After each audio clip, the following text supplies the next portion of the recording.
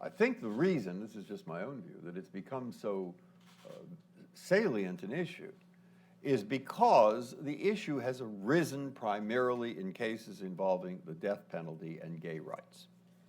And I say those are special, particularly the death penalty, because it says in the Constitution, when we're considering that, it has a prohibition against cruel and unusual punishments.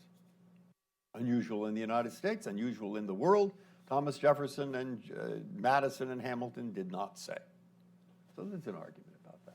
You start arguing about the death penalty and you will discover emotions rise.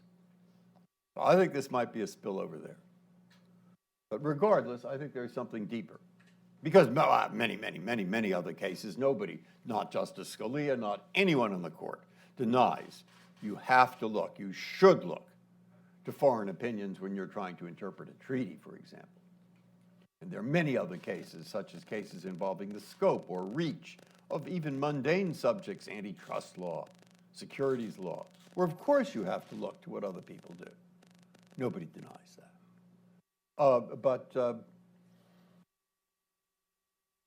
What's moving the congressman? And why is this so salient politically? My own opinion? Because people are concerned that the more we consult with courts from abroad or institutions from abroad or look to abroad, it will partly be the same old group of slightly left-wing people consulting with each other.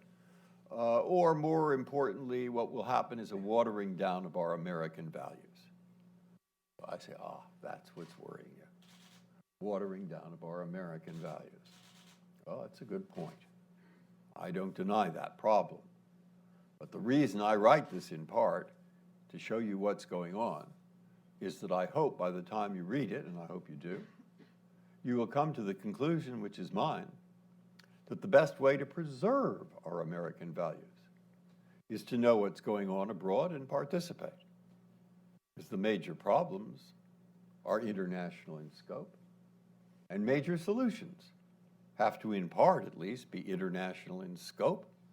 And if we do not participate and learn, the world will go on without us, and we will have less influence than we would otherwise.